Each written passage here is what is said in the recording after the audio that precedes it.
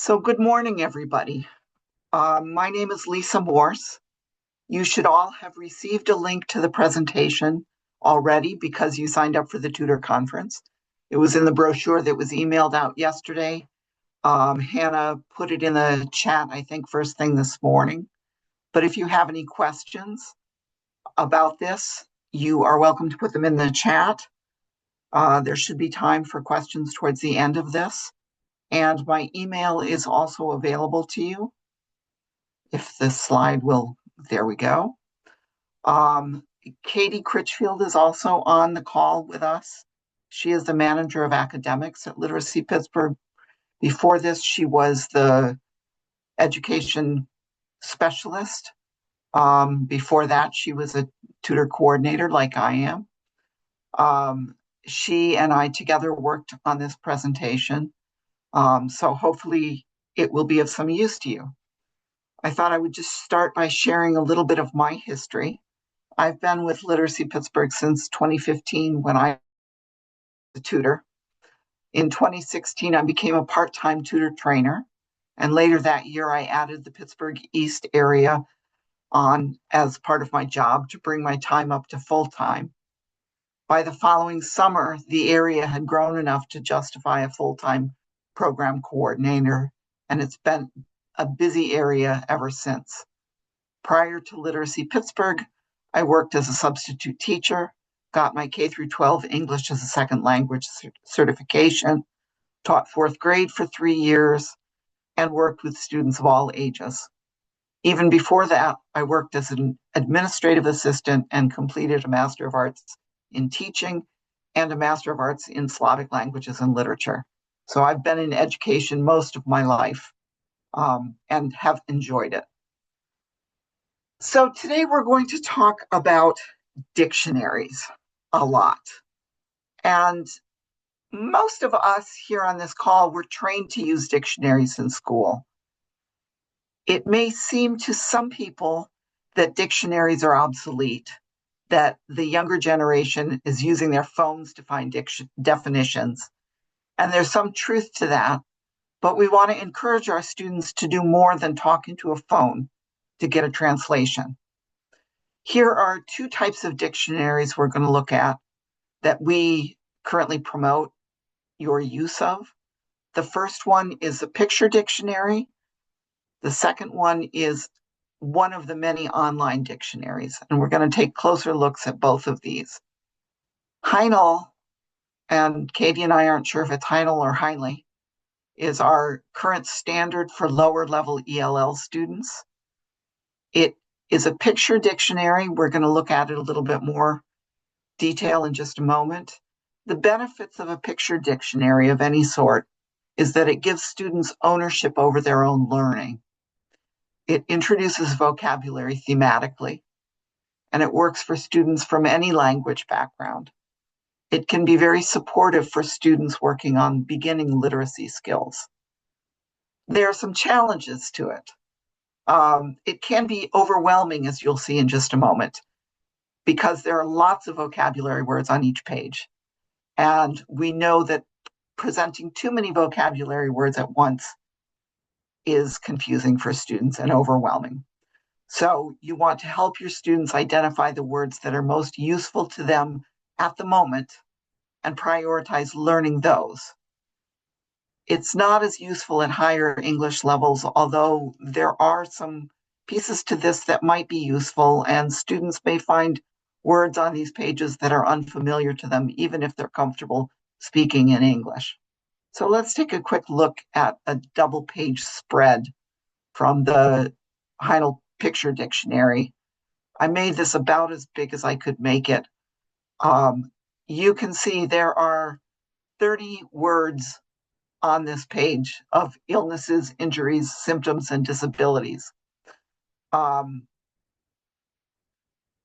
a lot of words and a lot of pictures that are clear or not clear, depending on how you perceive them.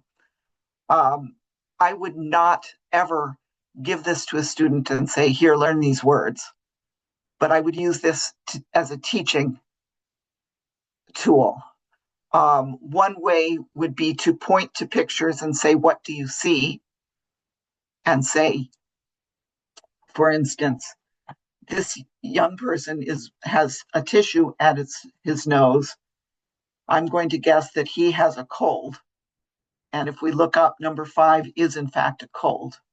So you could draw lines, you could point. There's a lot to discuss here. And I wouldn't do this very quickly. I would take a lot of time if this were part of my lesson. On the other hand, if it were not part of my lesson, it could be something we just look up. How do we say blister? Oh, you have a sore on the back of your heel. Maybe it's a blister. You could look it up that way. We do recommend that you stick to 5 to 7 new words at a time when you're introducing vocabulary. That's about as much as anyone can absorb. You can add 5 to 7 words every time you meet. Just keep reviewing the words that you've already presented. Make sure that they are studying these words actively so that they become part of their vocabulary. So I wanted to take a look at one piece of what was on that page. This was the top left of the page. You can see some of the vocabulary used in context, as well as some common ways we use the vocabulary. You'll notice that there's no way to get any idea of the meaning of these words from the context here. That isn't the point of this context. It's just a chance to show how we use these words. The word partnerships is more useful as it gives ways that we actually discuss illnesses. And you'll see little boxes like this on most every page in the picture dictionary. Do you have any general questions about the picture dictionary? Feel free to unmute and ask me if you do, or stick them in the slot yeah, go ahead, Lori. Hi, yeah.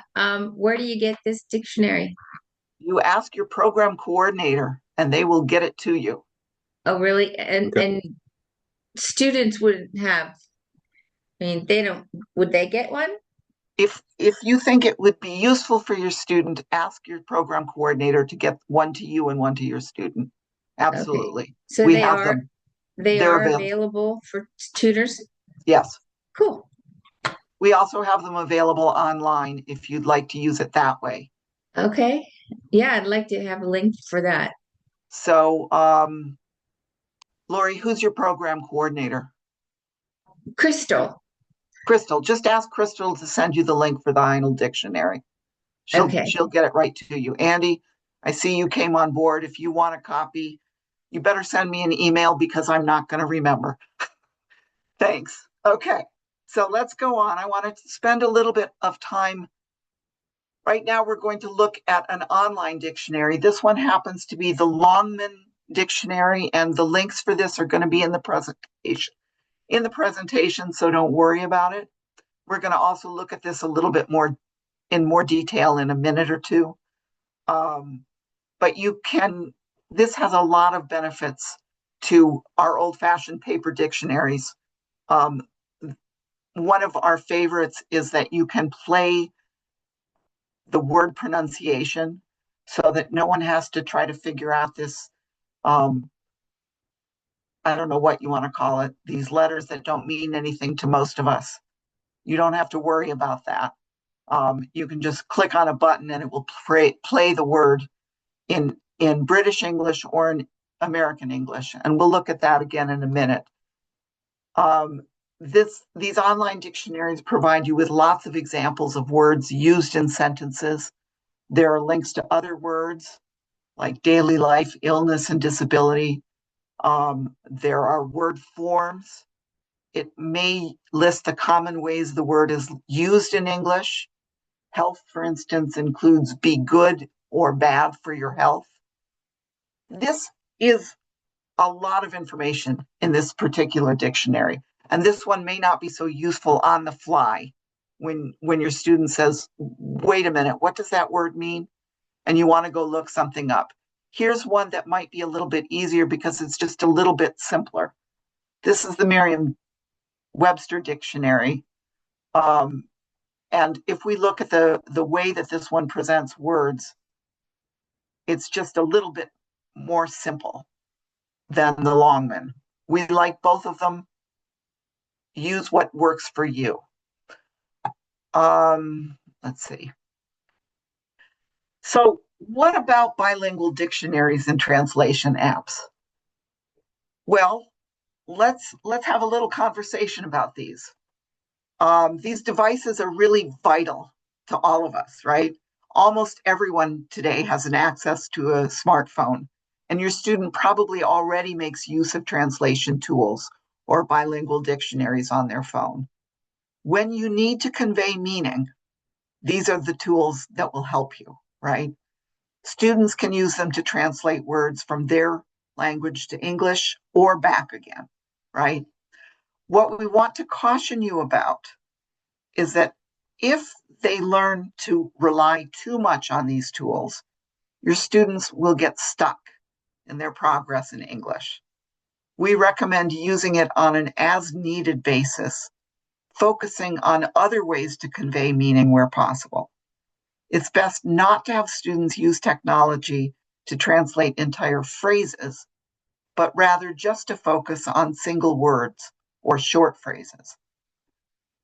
Now, I want to acknowledge that many ELLs don't like ambiguity, and they'll stop to look up every single word, right? Encourage them when they're reading to just underline the words that they don't know, so that they could read through a whole passage and then have them go back to look up individual words to try to make meaning out of the whole sentence. In writing, they could write as much as they can in English and substitute a word in their own language so that they're able to keep going with the writing in English.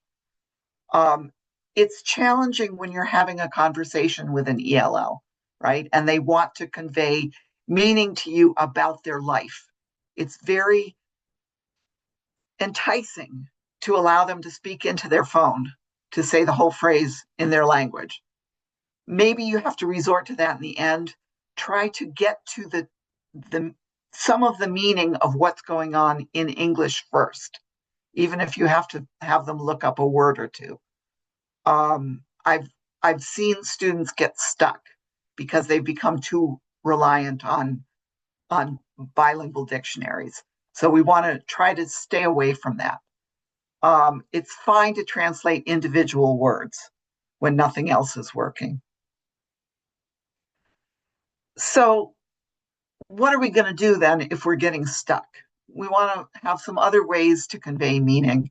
And we've talked about these before, but we're going to look at these a little bit in more detail using images, context clues, and simpler language.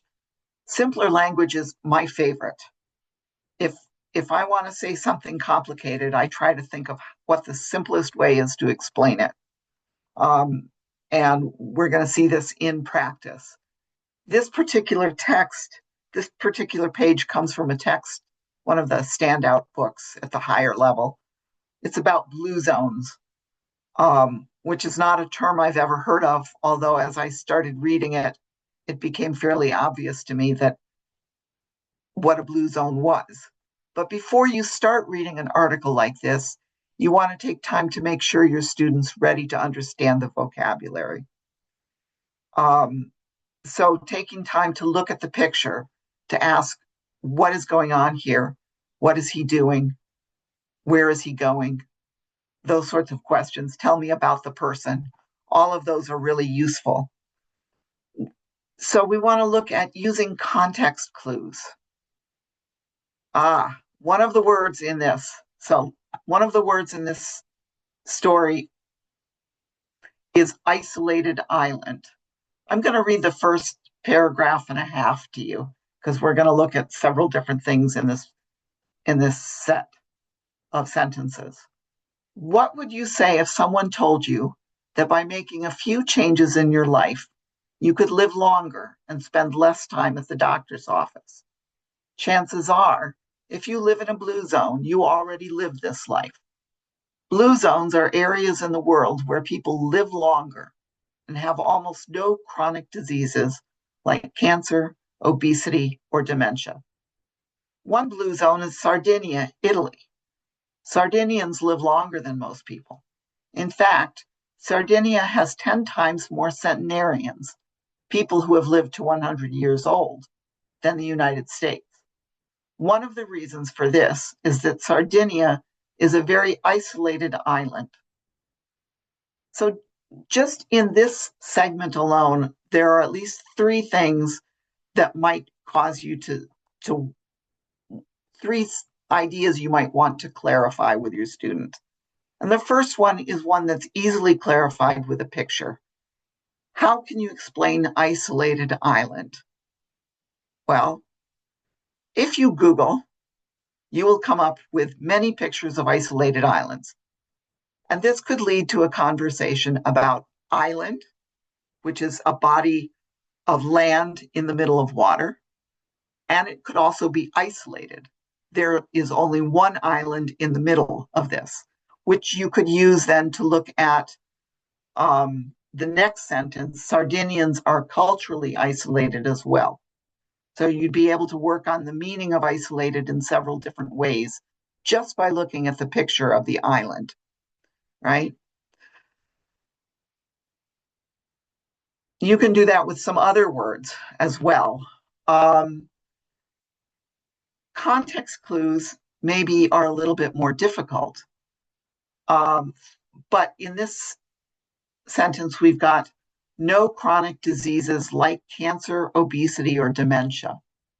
So if chronic diseases is not understood, there's a good chance your student will know these words, cancer, obesity, or dementia, or at least one of them, and be able to understand what the idea of chronic diseases is. Now, they're most likely going to want to look up those words in addition to this, but you can ask them to wait until you finish the whole story before they go and look those words up, right? They have an idea of what it means. That's enough to get the meaning out of this passage. And then further down, we've got the definition of centenarians is built right into the text. And it's important to show students that that's there. They don't always recognize that the definition is in the text along with the word. So when you see that, make sure you point that out to them and say, sometimes you're going to see this. This is simpler language used to explain a more complex term, right?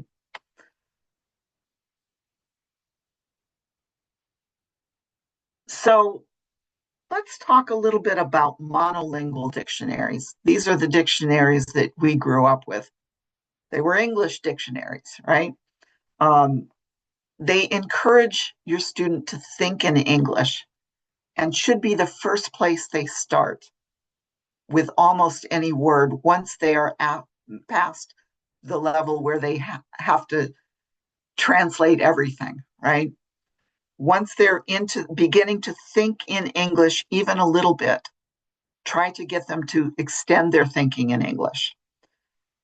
Using English-only dictionaries is a great way for intermediate or advanced students to begin to grow their vocabulary and move towards a new level of language learning where they can begin to think in English. It will allow them to develop language that approximates fluency. Don't forget, you will need to teach them how to use a dictionary. Dictionaries come with lots of text, right? You want to show them the part of speech, the pronunciation, the definition, look at the example sentences and the word families. Try to take time and look through the whole page for that particular dictionary. So we're going to do that now.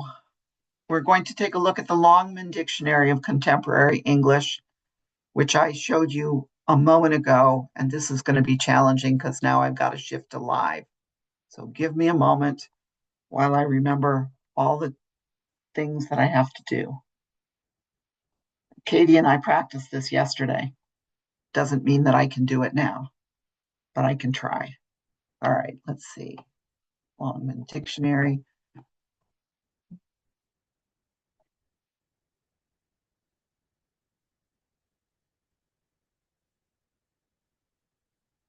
So I pulled up Longman this morning so that I could show it to you. And immediately I get an ad.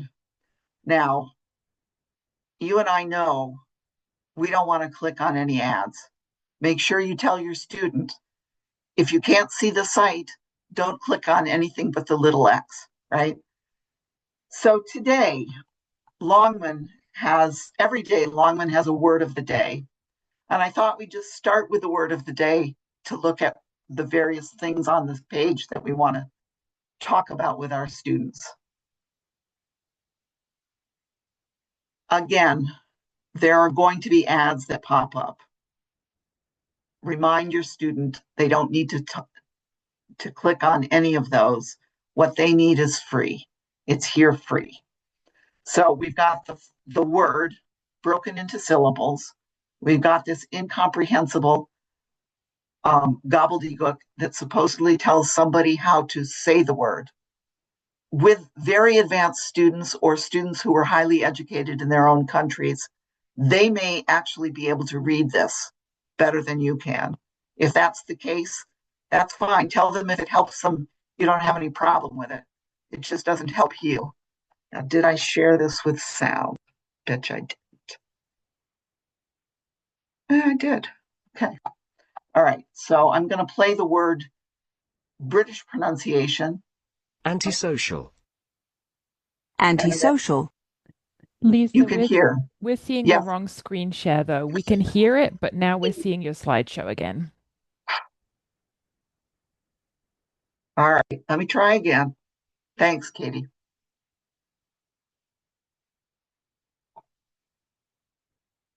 Is that right? It's still just loading. Yes, now we see the dictionary again. Okay. Okay. So the word is antisocial. We can hear it. Antisocial. Antisocial. We can see 3 definitions for antisocial. We see a whole bunch of examples from the corpus. That's from the things they have gathered. And a very brief definition down here. Hey, Lisa, Now, quick question. Yeah. I see the blue and the red. Is that just like English, British English and American English? Is that Yes. Okay? Yes. When I hover over it, it does tell me that the red is British and the blue is American. I don't know if you can see that on your screen, but it shows it to me. And sometimes that's helpful if people come from cultures where they learned English as British English, just to hear the distinction. I want to take a look at the word health, because I found this one gives a lot of examples of things that you might see on a page. We've got all the different parts of speech that are related to health up at the top. We have some related topics. We have these dots here. The number of dots you see tells you how concrete, how useful, basically what tier of vocabulary you're dealing with. Health is a very common word. So if we go back to antisocial, there's no dots there. This is not a word I would expect everyone to know, whereas I would expect the majority of people to have some connection to the word health. Katie made a funny look when I said that. I think you didn't know that, did you, Katie? About the 3 dots? About the 3 dots. No, this is new information to me. Yeah. So thank you for pointing that out, Lisa. Well, it was something that I was questioning when I saw this page. I thought, why are there 3 dots there? And I went back and I looked at several other pages, and that was the conclusion I came to. This is a highly used word. Everyone should know some form of it, right? Then we have, with health, just a whole collection of ways that we use health. That's what collocations are. Their use with other words. So we've got good health. Health is excellent. Health was poor. Down here we have verbs: damage your health, endanger your health, improve someone's health. Here we have health plus a noun, health care. So you can see there are just lots and lots of things on this page. When we go further down, we still see more examples. And I'm going to scroll to the bottom because, no, it's not at the bottom. Oh, because health is a noun, it doesn't tell us the verb. So somebody give me a verb that you'd like to look up.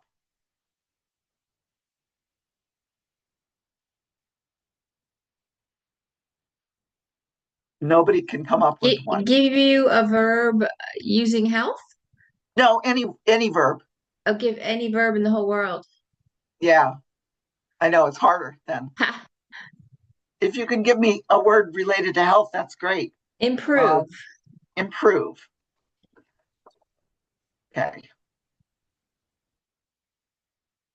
So let's see if I can show you what I can. If it's a verb, you get a verb table, okay, that shows how to conjugate the verb, which can be useful for a lot of people, not for everyone. But so there are lots of different things that you'll see on this page depending on the word that you choose. So let's take a look at the Merriam-Webster dictionary and look up health, because you're going to see that the definitions are just simpler. It only gives 3 definitions and doesn't give all of those examples that were in the Longman dictionary. This might be a better dictionary for looking things up on the fly.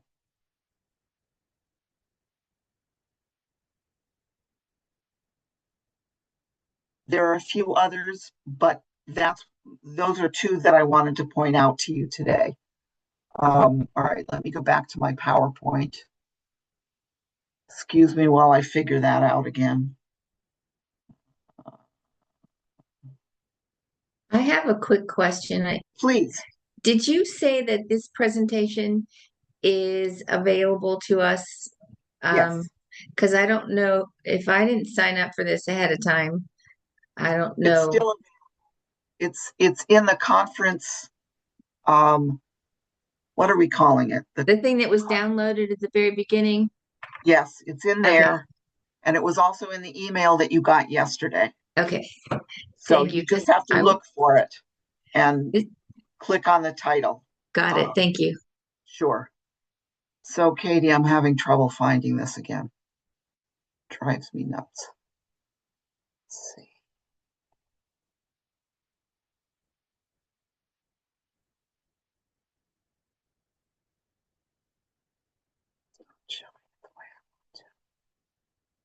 It's not the right view.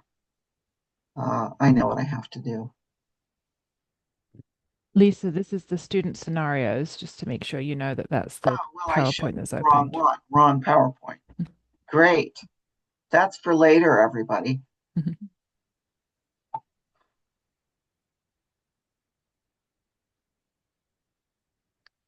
And it's the presenter view again with the notes is showing up now. Sorry, I'm keep being the bearer of bad news here. Problem. Everything shows up and then I can't remember which one I'm supposed to be sharing. I know. Okay. I think this is the right one now. Yes. Okay. Good. Thank you. All right. So the Merriam-Webster is the second one that I showed you. There is one other dictionary that you might find useful for higher level speakers of English.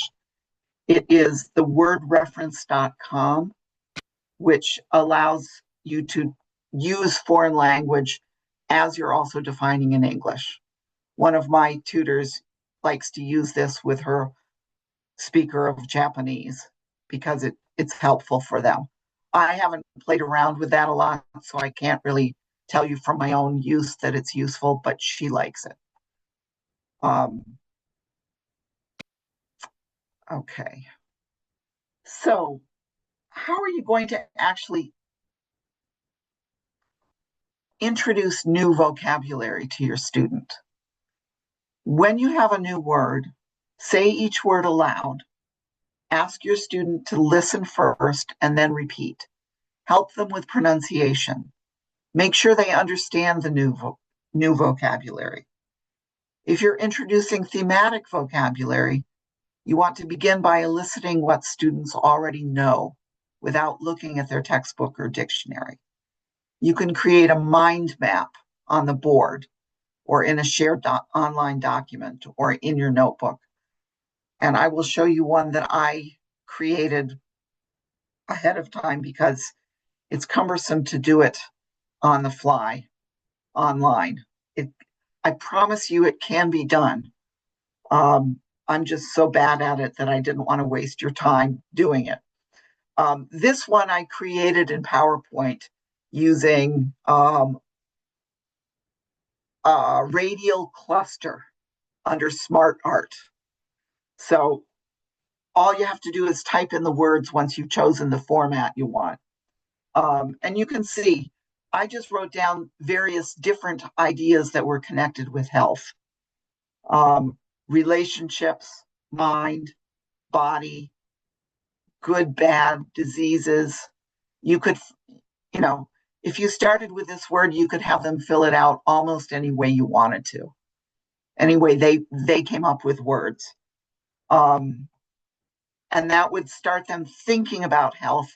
Then you could introduce the new vocabulary words that you wanted to introduce and show them where they go and relate. So for instance, if you were going to talk about cancer, you might add that one on here next to diseases. All right, let's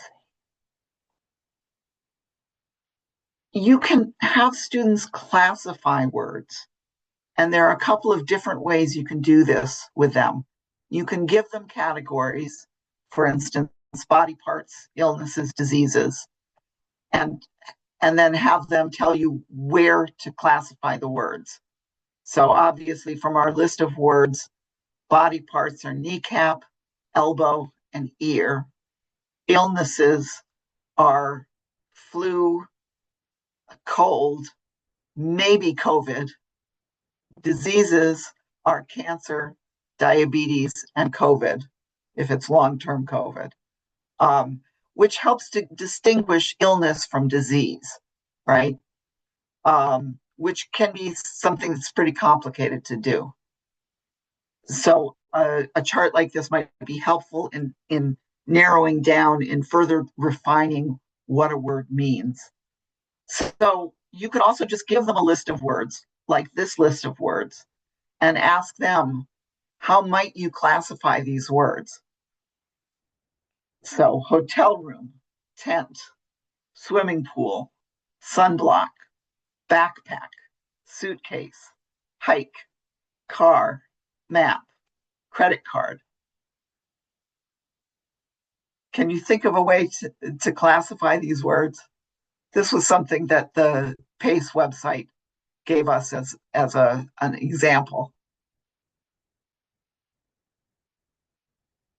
They seem pretty random, but you could classify them as perhaps places you can sleep, supplies you need on vacation, and then ways to spend time during a vacation. Or you could classify them as things you don't want to lose, things for a hot and sunny day, and things for a trip to the mountains.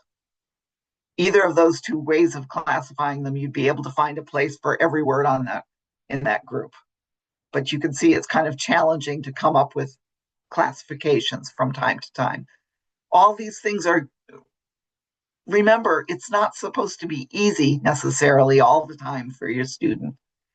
You want to provoke some thought. You want them to be thinking, not just reacting to what you're doing. All right, now I've lost my mouse. Love it when that happens. Okay, so you could use a picture to elicit vocabulary words. With a picture like this, what kinds of vocabulary words might you be able to get out of a student?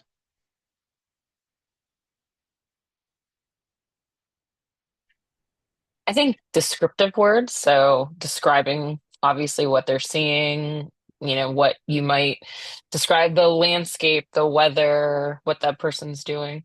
Right. And when students are faced with a picture, the most common response is silence, right? If I asked you to tell me about this picture, you're going to sit for a while and look at it and think, what in the world does she want me to say? And the answer to that question is, I want you to tell me anything you can about this picture, right?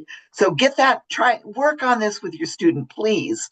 This is one of the tests that we give them. Part of the test we give them is tell me about this picture. That's a horrible prompt for most people. They just look at it and they go, boy, girl. But there are lots of things that they probably could say. Blue sky, ground, mountain, running, thin, athletic, atmosphere. Depending on the student, there's a lot of words they could come up with. There's a lot of questions you could talk about. Where do you think this is? Have you ever done this? How old do you think this person is? What kind of a person is this? Right? There's a lot we could talk about. We could elicit a whole list of words and then we could talk about those words, right? So just another way to get at vocabulary. So what other ways can you use vocabulary? I'm going to give you a list of things because we don't have enough time for me to define all of these various activities. But if you go online, you will be able to find definitions, explanations of how to play them. So I Spy is a game we probably all played. You can go back to the picture and say, I see something red. What is it that's red? And have the student tell you, oh, it's a red shirt. Good. What do you see? I see something blue. Is it the blue sky? Yes. You could play 20 questions if you know how to play 20 questions. I have to confess that I never really understood 20 questions. So I've never really played it. But if you know how to play it, go for it. We talked about describing the picture. So at one point, I Googled a list of ESL games for adults.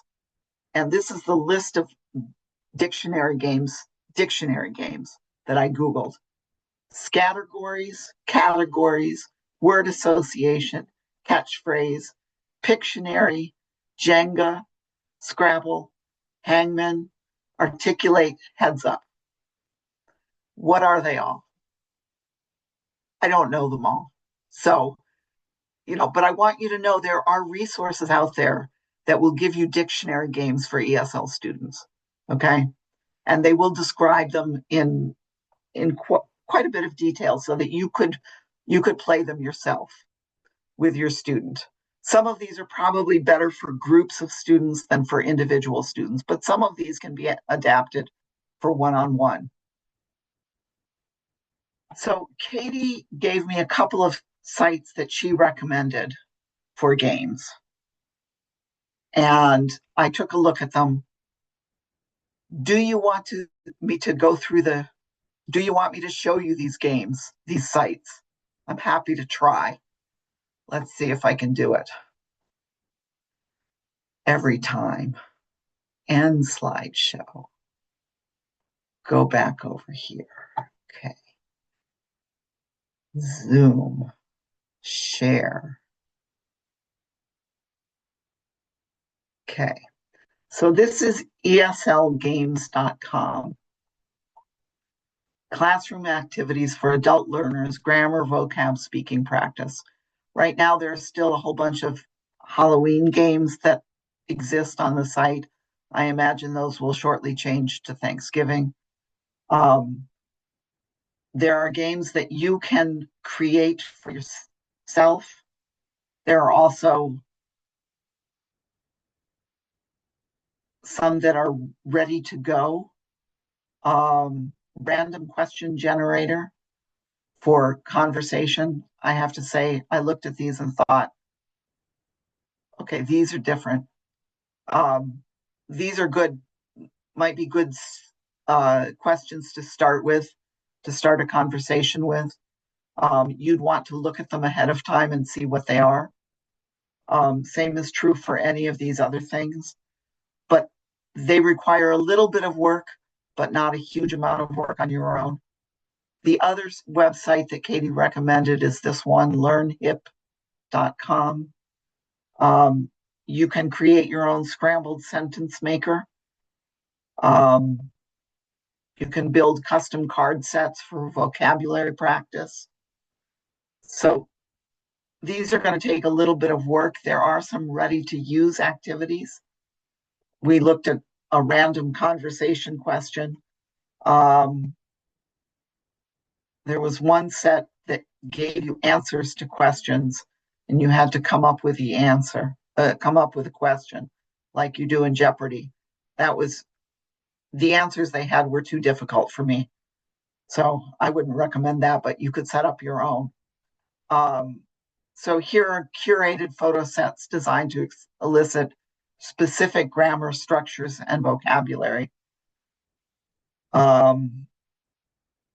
Sadly, they don't have health or body parts on this particular one, or I would show that to you.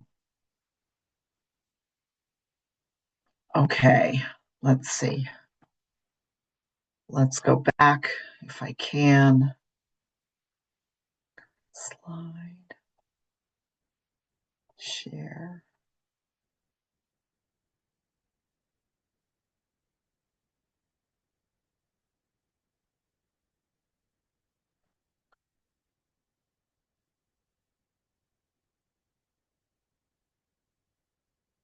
I don't know why it does this. All right, let's see, try again from current slide. There we go. Okay, so you're seeing that same slide, yeah? We are. Okay, thank you. So one thing that I would encourage all students to do is to keep a dictionary, keep a journal for vocabulary.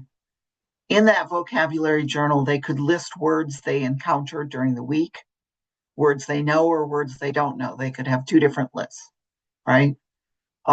They could use the words in a sentence. They could define the meaning of the word. They could organize those words alphabetically or organize them thematically. There are lots of apps available they can use on their phones for flashcards. Before you recommend that, look at the app yourself and try to help them set it up. One of the things that you're doing in helping them set up flashcards on their phone is you're teaching digital literacy, which may or may not be easy for you. So you may have to do some learning on your own to do that. Physical flashcards are still always really useful.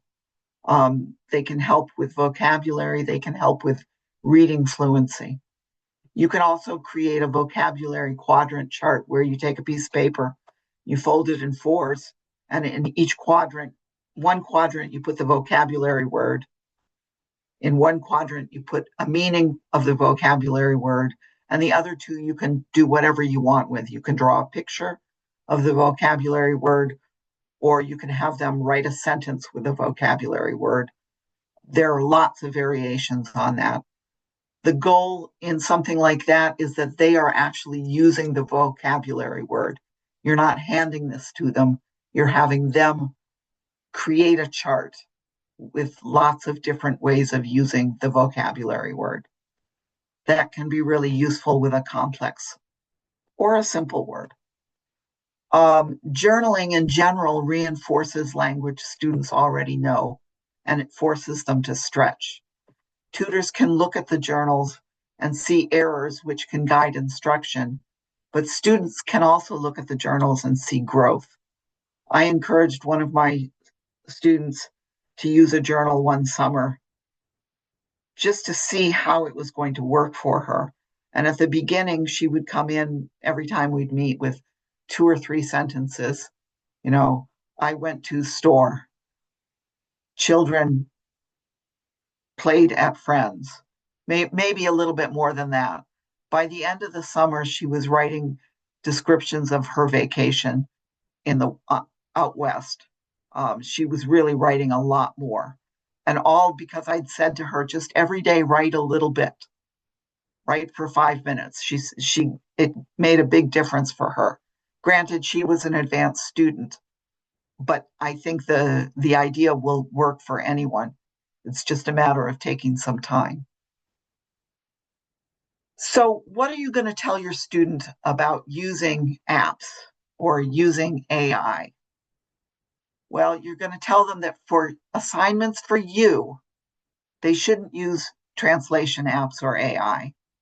If they're going to do something for real life, especially something complicated, definitely they should use translation apps or AI, but they want to make sure that they understand what they've written, right? Which means they may have to translate it back into their native language after it's been created, right? For you, we want to make sure that we know that some of the standout directions are kind of complicated, and they're complicated for a variety of reasons. If translating them into the native language helps the student understand, go for it.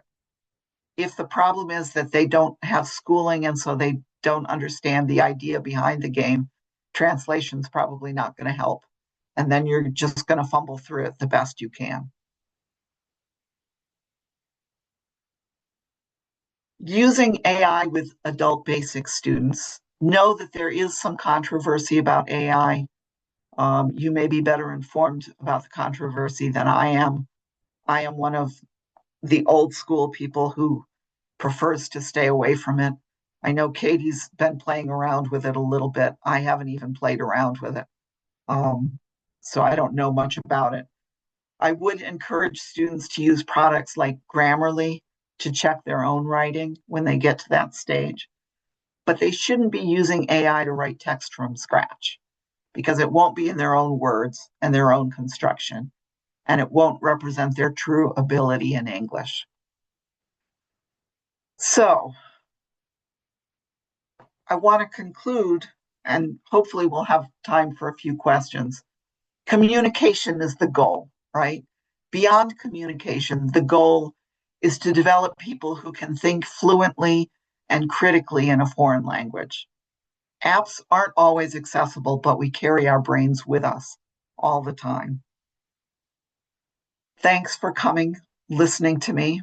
I do have space and time for questions. We have 10 more minutes in here if you want to use it. There is a break from 11 to 11:10. When you leave here, I'm just going to say it now, then we're going to take questions if you have any. Please click on leave breakout room, not leave meeting, and you'll be returned to the main room where we'll come back together at 11:10. So are there any questions? Hey, Lisa, it's Andy. Yeah. I'm just curious, like, what you would consider like a good practice around new vocabulary words? Because every week I meet with my student, and there's new words that we come across, and I'm trying to get into a good cadence around like a review for the next week. And Right. I'm just thinking, is there something, some ideas there? I just haven't quite The figured out a simplest- cadence that works. So I would say the simplest thing, Andy, is flashcards that you just make. I would write the word on one side and I would bring it out. I would give it to the students and ask them to bring it back every time. And I would have them go through the words, say, study these words every day, look at them, try to remember what they mean. Maybe the first time you have them draw a picture on the back of what it is. Chair, draw a picture of a chair. And then when they bring it back, see, can they read the word? Can they recognize the word? Do they know what the word means? Right? And so if you add 5 words every time you meet, they're going to have 30 words very quickly. Then as they learn them, you take out the ones they learn, save them for review every now and then, and just work on the newer words that they don't know. Does that make sense? Yeah, so I like the idea that they're taking it with them. Yeah, And so there's some ownership there that gets passed. Yeah. right. Absolutely. Yeah. And, Okay. you can let them identify the words they want to learn too. Yeah. And that way there really is more ownership. Okay. Great. Thank you. That's the simplest way, Andy. I like to go simple. Lisa, there's a related question in the chat, Yes. which is if you're meeting online, is there a way to have students practice that maybe goes beyond flashcards or uses them but in an online setting? Yes, there are ways. Katie, I don't know if you've explored those very much. I have not. I know they exist. I think there are some in the ESL games where you could set up your own list. There used to be a Google app that I don't think is still active anymore, but I'm not sure. Katie, do you know of anything? I mean, when I work with my students, sometimes I make a very simple slideshow with the vocabulary words that we can then review at the beginning of at the beginning of the next lesson. Another tool I like to use if anybody has higher level students with my classes is I'll start the class with a short conversation. And if I'm working with a bigger group of students, I'll put them in pairs and have them do conversation in pairs. If I was working one-on-one, I would just have the conversation with them. And I'll give them 4 or 5 conversation questions, and those could cycle back to the vocabulary from your previous session. So that's a great way to have students, learning the vocabulary, learning the meaning is one thing, but if students never actually get to use it, either in writing or in speaking, they won't remember that word. So have them learn the word, have them see it in context, but then make sure that they have the opportunity to bring it in. And that might require a little bit of sort of thinking on your part. How can you give them a prompt that will encourage them to use that new vocabulary word themselves? Thank you, Katie. Yeah, as Katie said, I think when I've taught online, I've always had a PowerPoint. I find it useful, even though the switching between PowerPoint and online, other resources is challenging. I figure it's just as good to show people that we all struggle with the technology, but we can make it work if we just persevere. I think it's a good example for others. I also know of tutors who meet online who do things like make a shared Google document Yes. that them and their students each have access to. And that can be a good place to put vocabulary words and their definitions and an example sentence. You could be in the habit of doing that for every new vocabulary word. Word meaning, example sentence. That's just a simple framework for that. Right. You can do that either in Google Slides or you could do it in Zoom's whiteboard, I think, and give them access to that as well. The challenge for those of us over a certain age is that this is technology we didn't grow with, Right. and we have to learn it. I would see if your student knows how to use it. Ask them, because if they do, they can teach you, right? Any other questions in the chat, Katie? Yes, one question asks about how this might link in with the Standout textbook. So in Standout, students are already being taught new vocabulary words. Are we wanting them to learn more beyond what's in the textbook, or is this more about strategizing ways to help them learn the vocabulary that's already being presented? It's a little bit of both. Some people feel like there's not enough vocabulary challenge in Standout for their student. If that's the case, then it's about adding a little bit more vocabulary. But I think in general, it's about other ways to study those vocabulary words that are presented in Standout. But I think it's a little bit of both, depending on where your student is. Katie, you agree with me? I do. I think it's sort of like strategizing how you're going to be learning vocabulary. Standout is already introducing a lot of new words and they're sort of thematically organized. So you don't want to be just bringing in random words. Right. But as words come up in context, you may need to do a little bit more. And part of what Lisa was getting at today is teaching your students how to find out the meaning of their words without just going to their translation app, helping them think about that strategic competence for themselves so that they're able to, when they're out in the real world, not in your tutoring session, and they encounter a new word, what can they do to help them become thinkers in English and use English strategically in their everyday lives?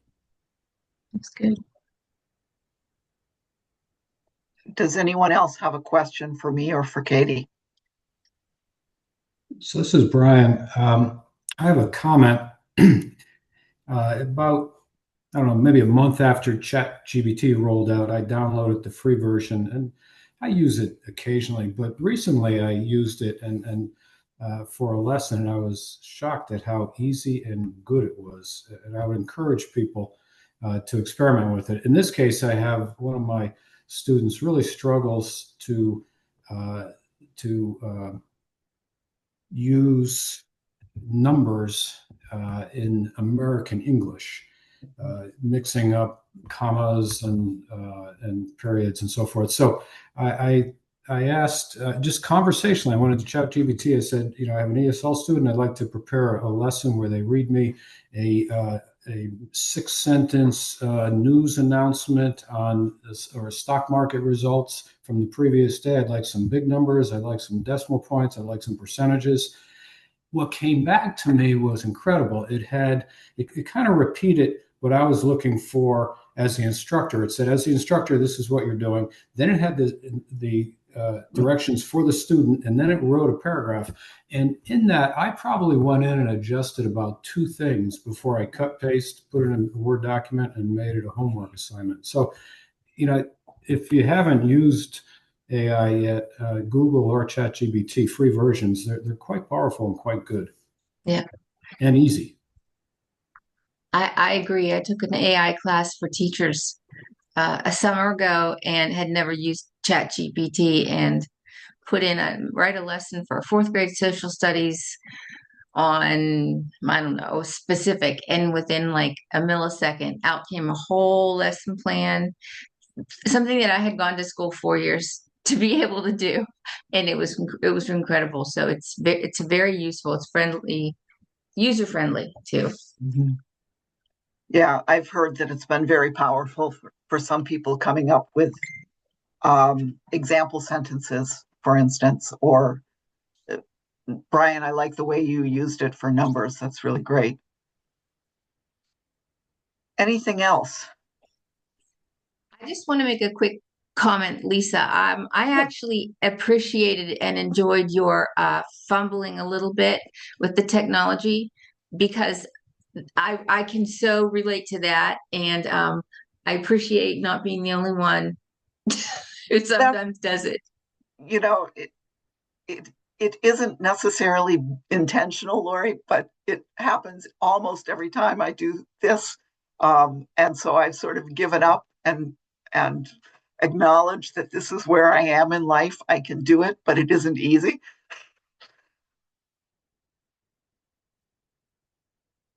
So if there's nothing else, I want to thank you again for your time and interest and hope that this was helpful.